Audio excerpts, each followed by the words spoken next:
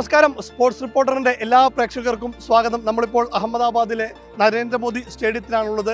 India New Zealand 2020 ലോകകപ്പിന്റെ കലാശ പോരാട്ടം report ചെയ്യാനായി ഇവിടെ എത്തിയിരിക്കുകയാണ്. നമുക്കൊപ്പം ഇന്നൊരു അതിഥി ചേരുന്നുണ്ട്, മാധ്യമപ്രവർത്തക അഞ്ജന ശശി. അഞ്ജന, സ്വാഗതം. അപ്പോൾ ഈ സ്റ്റേഡിയത്തിന് മുമ്പിൽ നിൽക്കുമ്പോൾ വല്ലാത്തൊരു നെഞ്ചിടിപ്പാണ്. കാരണം 2 വർഷം മുമ്പ് ഓസ്ട്രേലിയക്കെതിരായ ഒരു പരാജയമൊക്കെ ഇപ്പോഴും മനസ്സിലുണ്ട്. ഈ ലോകകപ്പിൽ തന്നെ സൗത്ത് ആഫ്രിക്ക നമ്മളെ തോൽപ്പിച്ചതും ഇന്ത്യ ലോകകപ്പിൽ തോറ്റ ഏക മത്സരം ഇവിടെ വെച്ചിട്ടാണ്. നാളെ എന്താകും ഫൈനല്? എല്ലാവരെയും ആശങ്കപ്പെടുത്തുന്ന ഒരേ ഒരു കാര്യം എന്ന് പറഞ്ഞാൽ ഇത് തന്നെയാണ്. നരേന്ദ്രമോദി സ്റ്റേഡിയത്തിൽ വെച്ച് നടക്കുന്ന ഒരു മത്സരം എങ്ങനെ എത്ര നന്നായി ഇന്ത്യ കളിക്കും, അല്ലെങ്കിൽ എങ്ങനെയായിരിക്കും അതിൻ്റെ ഫലം എന്നറിയുന്നതിന് വേണ്ടി ഇന്ത്യ നന്നായി കളിക്കുന്ന ഉത്തമ ബോധ്യം ആരാധകർക്കും എല്ലാവർക്കും ഉണ്ടെങ്കിൽ കൂടി നമ്മളടങ്ങുന്ന മൊത്തം ആളുകൾ എല്ലാവരും ഉറ്റുനോക്കുന്നത് ഈ സ്റ്റേഡിയത്തിനെ കുറിച്ചുള്ള ഒരു ചിന്ത നമ്മളെ വളരെയധികം ബാധിക്കുന്നുണ്ട്. ആ ചിന്ത ശരിക്കും പറഞ്ഞാൽ 2023 ഫൈനൽ, അതുപോലെ തന്നെ സൗത്ത് ആഫ്രിക്കയുടെ ആയിട്ടുള്ള കളി, ഇതെല്ലാം പേടിയാണ് ശരിക്കും പറഞ്ഞാൽ ഈ പിച്ച്. ഇന്നിപ്പോൾ സൂര്യകുമാർ യാദവിനോട് നമ്മൾ പ്രസ് മീറ്റിൽ ചോദിച്ചിരുന്നു, കറുത്ത സോയിലാണ് ഇനിയും കളിക്കേണ്ടി വന്നാൽ ഇവിടെ എന്ത് ചെയ്യും എന്നുള്ളത്. പക്ഷേ വളരെ ആത്മവിശ്വാസത്തിലാണ് സൂര്യ പറഞ്ഞത്. ഞങ്ങൾ റെഡ് സോയിലിൽ കളിച്ചിട്ടുണ്ട്, ബ്ലാക്ക് സോയിലിൽ കളിച്ചിട്ടുണ്ട്, മിക്സഡ് സോയിലും കളിച്ചിട്ടുണ്ട്. അതുകൊണ്ട് തന്നെ ഞങ്ങൾ ഏത് തരം സോയിലും കളിക്കാൻ തയ്യാറാണ്. ഇനിയിപ്പോൾ ആദ്യം ബാറ്റ് ചെയ്യുകയാണെങ്കിലും ഇനിയിപ്പോൾ ചേസ് ചെയ്യുകയാണെങ്കിൽ കൂടി ഞങ്ങൾക്ക് എങ്ങനെയാണെങ്കിലും ഞങ്ങൾ ആത്മവിശ്വാസത്തിലാണ് എന്നാണ് സൂര്യ പറഞ്ഞിരിക്കുന്നത്. അതിൽ നമ്മൾ വിശ്വസിക്കാം അല്ലേ? സൂര്യ പറഞ്ഞൊരു സാധനം പറയാം. സഞ്ജുവിനെ കുറിച്ച് ചോദിച്ചപ്പോൾ സഞ്ജു വളരെ ഹാർഡ് വർക്കാണ്. ടീമിലില്ലാത്ത സമയത്തും സഞ്ജു ഒരുപാട് ഹാർഡ് വർക്ക് ചെയ്യുന്നു. അതിന്റെ ഗുണമാണ് ഇപ്പോൾ രാജ്യം അനുഭവിച്ചുകൊണ്ടിരിക്കുന്നത് എന്നൊരു ഇത് പറഞ്ഞു. അപ്പോൾ സഞ്ജുവിനെ കുറിച്ച് ഇപ്പോൾ തൊട്ട് മുമ്പത്തെ മത്സരങ്ങളിലൊക്കെ നമ്മൾ പറയാ മലയാളി എന്നുള്ള നിലയ്ക്ക് എന്നുള്ളതാണ്. ഇനി അങ്ങനെയല്ല, സഞ്ജുവിനെ രാജ്യം മൊത്തം പ്രതീക്ഷിക്കുന്നുണ്ട്. തീർച്ചയായും. കാരണം കഴിഞ്ഞ ദിവസം തന്നെ നമ്മൾ നടന്നു വരുന്ന വഴികളിൽ, ഇപ്പം ഇന്ന് തന്നെ ഞാൻ നടന്നു വരുമ്പോൾ ഇവിടെ ഇല്ലാത്ത വിധം, ചരിത്രത്തിൽ ഇല്ലാത്ത വിധം വിരാടും കോഹ്ലിക്കും ശേഷം സഞ്ജു എന്ന് എഴുതിയ ടീഷർട്ടുകൾ അത് വളരെയധികം വിൽക്കപ്പെടുന്നു എന്നുള്ളത് മാത്രമല്ല, ആൾക്കാർ ആരവം മുഴക്കുന്നത് അങ്ങനെ. സെമി ഫൈനലായിട്ട് മുംബൈയിൽ സഞ്ജു സഞ്ജു എന്നുള്ള വിളി കൊണ്ടായിരുന്നു മൊത്തം സ്റ്റേഡിയം നിറഞ്ഞിരുന്നത്. അപ്പോൾ അതുകൊണ്ട് തന്നെ നമുക്കത് സഞ്ജു നമ്മളുടെ സ്വകാര്യ അഹങ്കാരമായിരുന്ന സഞ്ജു ഇന്ന് ലോകം ക്രിക്കറ്റിനെ അറിയുന്ന ലോകം മുഴുവൻ സഞ്ജുവിനെ ഉൾക്കൊണ്ടിട്ടുണ്ട്. നാഷണൽ ട്രഷറായി മാറി സഞ്ജു, വേൾഡ് ട്രഷർ എന്ന് തന്നെ പറയേണ്ടി വരും കാര്യത്തിൽ. ഇപ്പോൾ സഞ്ജുവിന്റെ ലൈഫ് ശരിക്കും ഒരു സിനിമാ കഥയൊക്കെ വെല്ലുന്ന ടൈപ്പ് സാധനമാണ്. കാരണം ആ ന്യൂസിലൻഡ് സീരീസിൽ സഞ്ജു ഡൗൺ ആയി പോകുന്നു, അതിനുശേഷം വിക്കറ്റ് കീപ്പിംഗ് പോകുന്നു. USA-ക്കെതിരായ മത്സരത്തിൽ സഞ്ജു കളിക്കുന്നില്ല. പിന്നെ അഭിഷേകിന് പനി വരുമ്പോൾ മാത്രം വരുന്നു. പിന്നീട് കിട്ടിയ അവസരങ്ങളെല്ലാം പ്രോപ്പറായിട്ട് മുതലാക്കി ആ ഈഡൻ ഗാർഡൻസിൽ വെസ്റ്റ് ഇൻഡീസിനെതിരായ പ്രകടനം, പിന്നെ ഇംഗ്ലണ്ടിനെതിരായ സെമി. സഞ്ജുവിൻ്റെത് ശരിക്കും ഒരു സിനിമാറ്റിക് ലൈഫ് തന്നെയാണ് കരിയർ. പറഞ്ഞാൽ നമുക്ക് വർണ്ണിക്കാനാവാത്ത വിധമാണ് സഞ്ജുവിൻ്റെ ലൈഫ് പോയിരിക്കുന്നത്. 12 വർഷം ഡെഗോഡിനകത്തും പുറത്തുമായിട്ട് ഇരിക്കേണ്ടി വന്ന ഒരവസ്ഥ. സഞ്ജു തന്നെ കഴിഞ്ഞ ദിവസം പറഞ്ഞു, ഞാൻ ഡെഗോഡിന് പുറത്താണ് ഏറ്റവും കൂടുതൽ ഇരുന്നിട്ടുള്ളത്.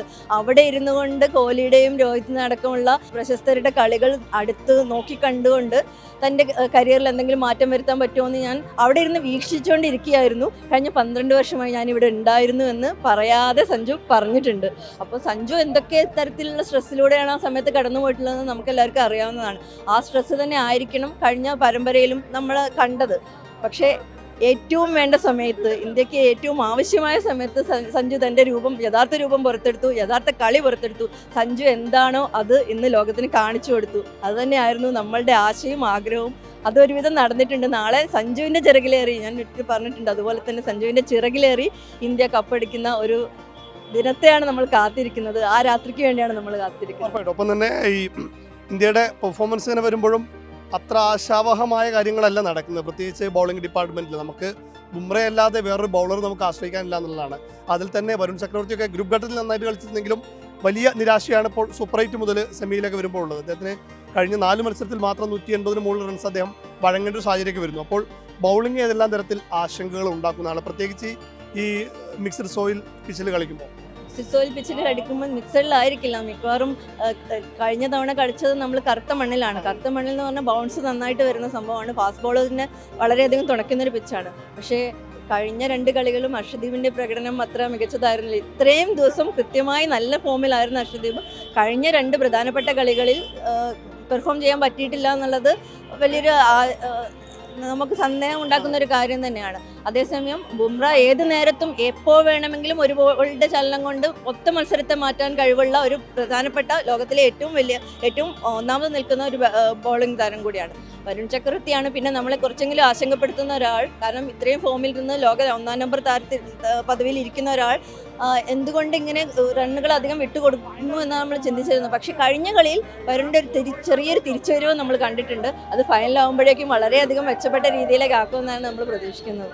ഇപ്പോൾ ഈ ക്രിക്കറ്റ് ഗ്രൂപ്പുകളിലൊക്കെ ചേഞ്ചസ് വേണമെന്ന് അങ്ങനെ വലിയ രീതിയിൽ ആവശ്യപ്പെടുന്നുണ്ട്. ഹർഷദീപിന് പകരം സിറാജിനെയും വരുണിന് പകരം കുൽദീപിനെയും ഉൾപ്പെടുത്തണമെന്ന് പറയുന്നുണ്ട്. അപ്പോൾ ഒരു ക്രൂഷ്യൽ മാച്ചിൽ ഒരു വിന്നിംഗ് കോമ്പിനേഷൻ പൊളിക്കാൻ സൂര്യകുമാർ യാദവും മാനേജ്മെന്റും തയ്യാറാവില്ല എന്ന് തന്നെയാണ് ഇന്നത്തെ പ്രസ് മീറ്റിൽ നിന്ന് മനസ്സിലായത്. കാരണം സൂര്യകുമാർ യാദവ് പറഞ്ഞത് എല്ലാ 11 പേർക്കും ഒരു ദിവസം ഒരേപോലെ ശോഭിക്കാൻ കഴിയില്ല. ഇപ്പം ഏതെങ്കിലും 2 പേർക്ക് പ്രശ്നം സംഭവിച്ചാൽ തന്നെ അതിനെ മറികടക്കാൻ പറ്റുന്നവരാണ് അടുത്ത 9 പേരും ഉള്ളത്.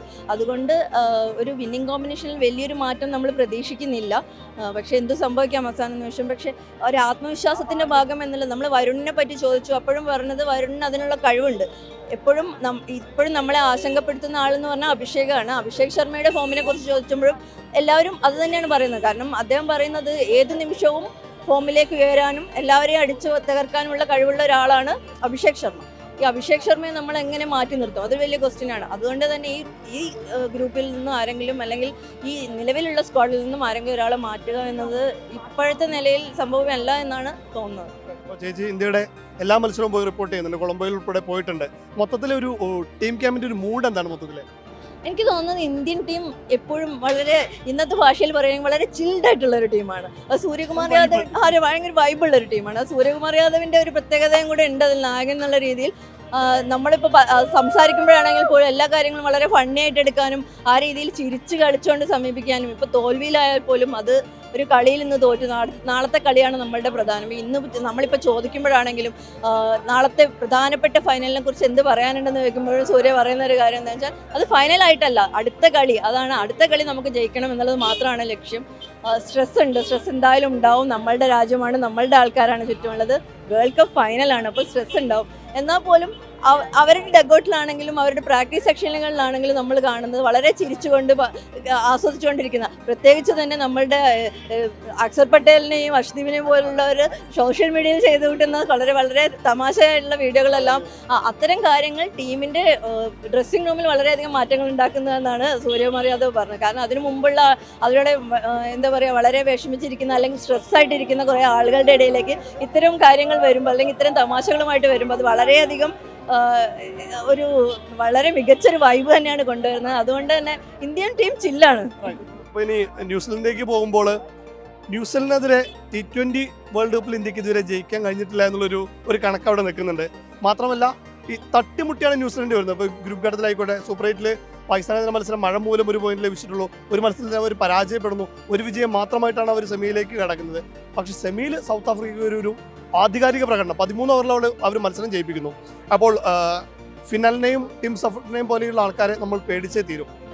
തീർച്ചയായും. കാരണം എന്ന് പറഞ്ഞാൽ ന്യൂസിലാൻഡിനെയും സൗത്ത് ആഫ്രിക്കയെയും കുറിച്ച് നമുക്ക് പണ്ടും ഇപ്പോഴും നമുക്ക് പറയാൻ പറ്റില്ല. കാരണം അവർ ഏത് നിമിഷം വേണമെങ്കിലും മികച്ചൊരു ടീമാവാം. ന്യൂസിലാൻഡിനെ സംബന്ധിച്ച് ഏത് നിമിഷം വേണമെങ്കിലും വളരെ മോശം ഒരു ടീമും ആവാം. ഏത് നേരം വേണമെങ്കിലും കളർ മാറാൻ സംവിധാനമുള്ള ഒരു ടീം എന്ന നിലയ്ക്ക് നമുക്ക് പ്രത്യേകിച്ച് പ്രവചനം സാധ്യമല്ല. പക്ഷേ വളരെ ശക്തരായ ഒരു ടീമാണ്.